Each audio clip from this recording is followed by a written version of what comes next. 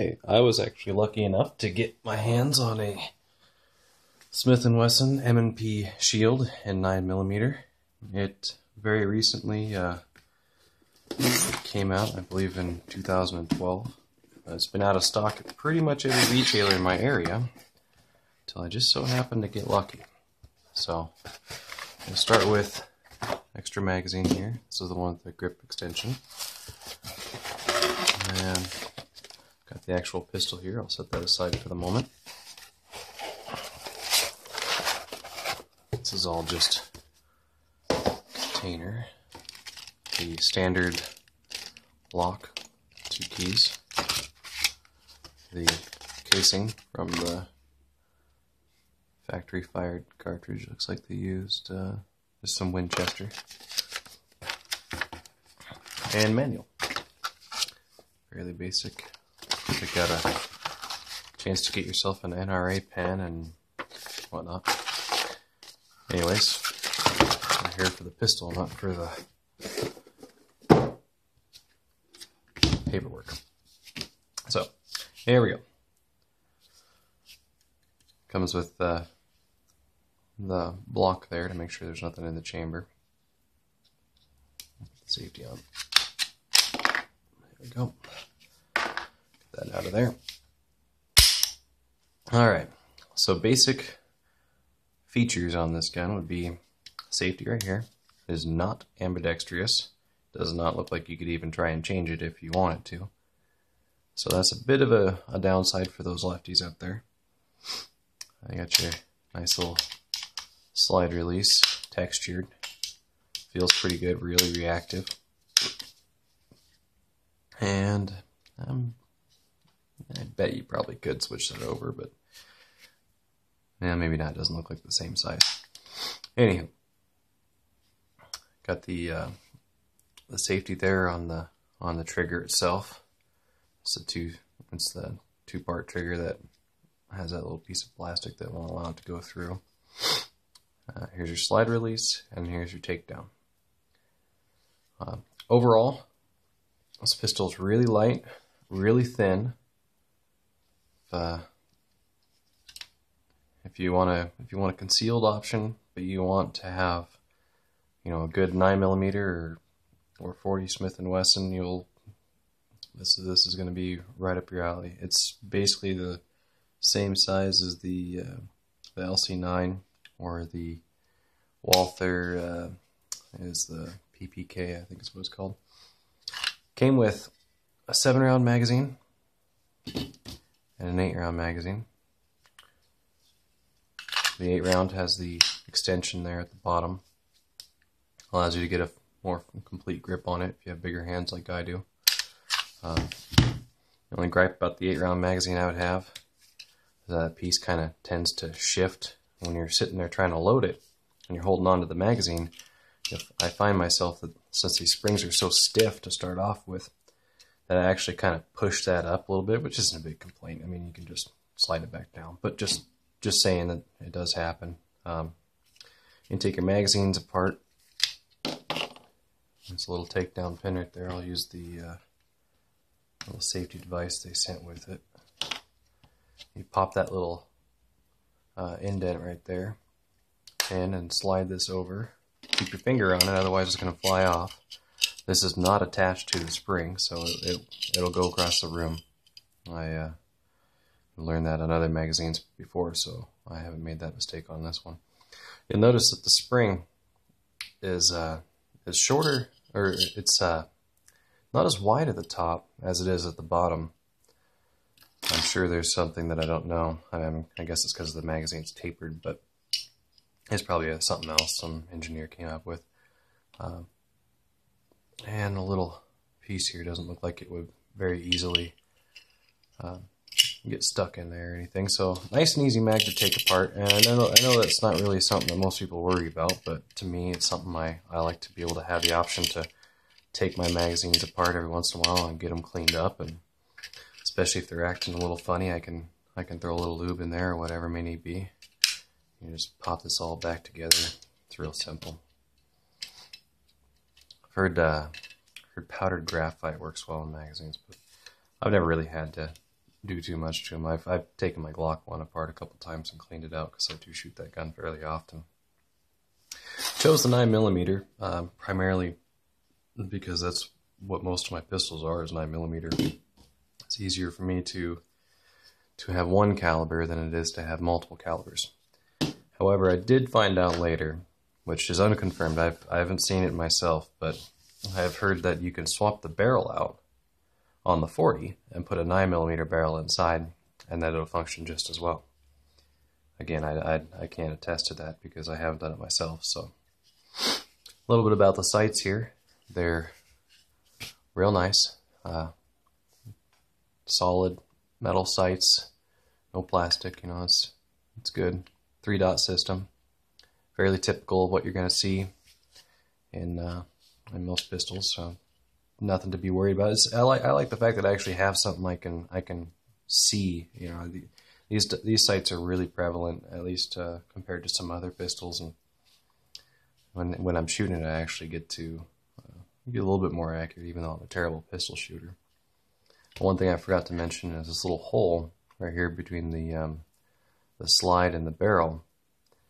If you have a round chambered, you can see the casing on it, which is pretty nice. That way you can see if you have something chambered. But I mean, personally, I like to do a full inspection of my weapon anytime it enters my hands.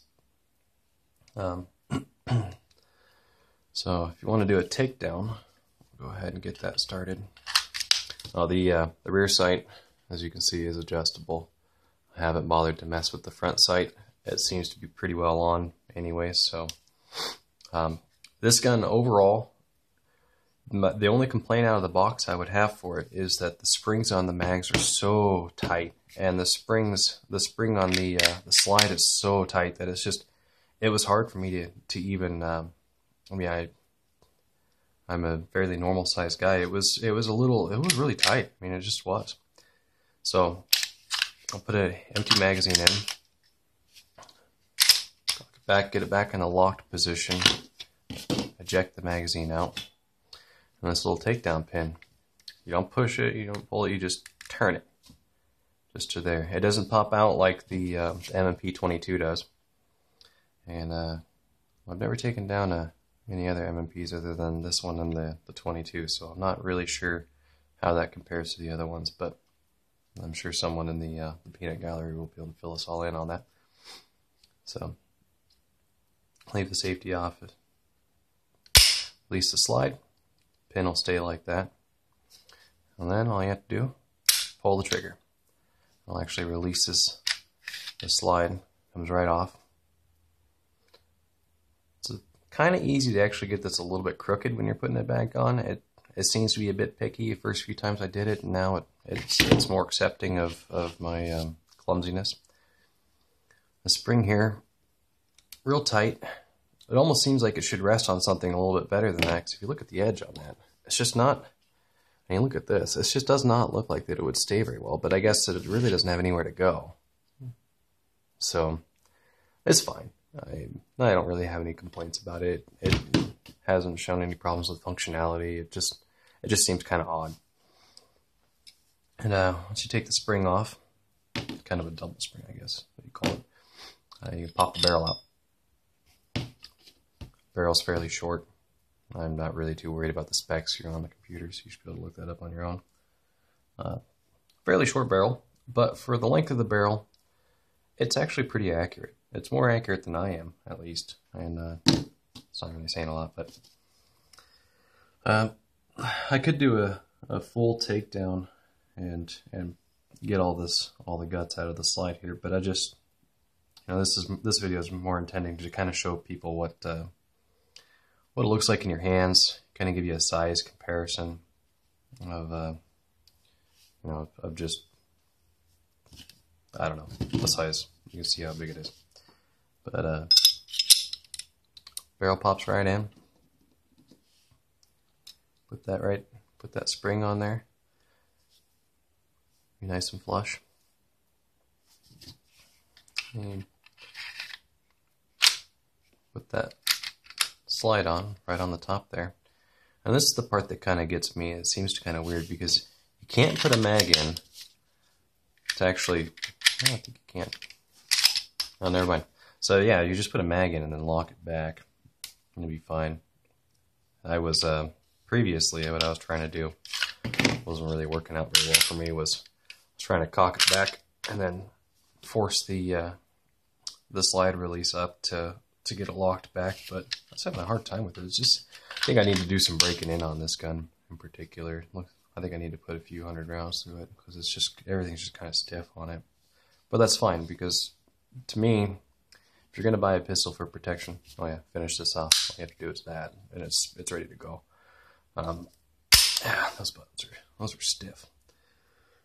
To me, if you're going to carry a pistol, you should shoot it regularly. I mean, there's quite a few people out there who just get their pistol and they don't bother to shoot it. They don't know what can happen if you don't maintain it. You don't keep it, oil in there. And there's been several cases where I've shot a pistol with somebody who, they brought their pistol out for the first time, or they hadn't shot it in years, and they had all sorts of problems. They didn't oil it. They didn't just didn't take care of it. But overall, I don't really see this gun as having a whole lot of problems. Just riding in the pocket all the time. It's really robust. I think just because of how tight it is, I think that it's not gonna get a whole lot of dust and lint or anything in there. It's kind of a big for a pocket. You might want to consider it to be a shoulder, or not shoulder, but a hip holstered weapon. But for the time being, I got an Uncle Mike's little sticky holster here. It's got kind of a texture on the outside that would make it stick to things. I guess that's why I call it the sticky. I got size 4 actually, and if you can tell here, it just fits like a glove. It's perfect, and this will fit in my pockets. I keep it in my front right pocket, and it doesn't bulge out. It doesn't look like I have a big old pistol just sticking out of my pocket or anything. It's all the way covered, and it works really well. I like it, and seems to grab right there enough to where it's not gonna fall off. It pops in there and it stays nice and tight. I'll probably consider an in the waist or in the belt holster, maybe one of the locking ones like Kydex or something like that. But for the time being, I like this, and this is also something I can just grab that and put it in my glove box and go do what I got to do, go work or something, and come back and I got it right there. And overall, I'm completely impressed. This is a weapon that I would personally, I carry one in the chamber, and the safety here it's really, really solid. You're not gonna hit that, and it's not gonna just, you can't really like flick it and knock it. Well, I guess you can if you hit it right, but it's not gonna come loose. It's really solid. So yeah, keep one in the chamber. That's what these guns are pretty much designed to do. And that'll give you 7 on the little guy, +1, and 8 +1. So I mean, you can have 9 rounds of some good hollow point to keep yourself, your family, and your property safe in case anybody decides to infringe upon your day. So not an entirely cheap pistol for its size, but not all that expensive. I've seen some of like the Taurus pistols go for, I think, about $285, $300. This was $400, which is considered a good deal for this pistol right now. They're pretty limited in their availability. They're not a whole lot of stores who even have any in stock. The store I purchased mine from got 40 of them in, between the 40 and the 9mm, and they had been expecting a shipment for almost, I think it was 3 months is what they said, maybe it's 4 months. But in another store, I live near Cabela's, and the gentleman working at Cabela's said that they hadn't had any in since October, and today's date is the 23rd or 25th of March. So if you think about it, that's a really long time for a major retailer like Cabela's to not have something that's actually this desired. I think they could have, without sacrificing anything, I think they could have maybe added a notch there or something for one of those real low or real small lasers that can fit on there. But, you know, to me, it's got enough, it's got good sights on it. When it's in your hand and you're pointing, you know, it feels like you're aiming right where you want to aim. It just really does. It just seems to hit right on the mark. I don't know if that's, you know, some pistols, they fit in your hand, they just kind of feel weird. You'd think that this one would be a little bit harder to manage because it's so small, but it's fine.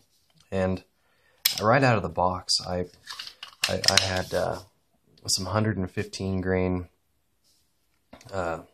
just regular brass, you know, full metal jacket bullets. I had some 147 grain steel case, you know, blazer. I've shot, you know, a few different types of ammo through it, and not a whole lot of trouble. The only trouble has been is just being so tight coming out of the box. Yeah, but yeah, I think about, you know, a few hundred more rounds, I should have that pretty well worked out. Real sleek, real slim profile. I like the fish scale type grip here for moving the slide. It's just overall, it's a really nice, really pretty looking gun. I mean, it's easy on the eyes. It's not heavy. It's, you know, obviously it's going to weigh something, but compared to other pistols in this range, it's right at about the same weight. You know, 8 rounds in a magazine, and then 1 more in the chamber, and 9 rounds, and fitting in your pocket. It's just hard to beat. It really is, and it's going to work really well for a really long time. And I've seen some durability testing on these, and they pass with flying colors. The Smith & Wesson has really impressed me on the M&P line. I'd like to get a 9, just the standard or the full size, because I just love the feel of it. But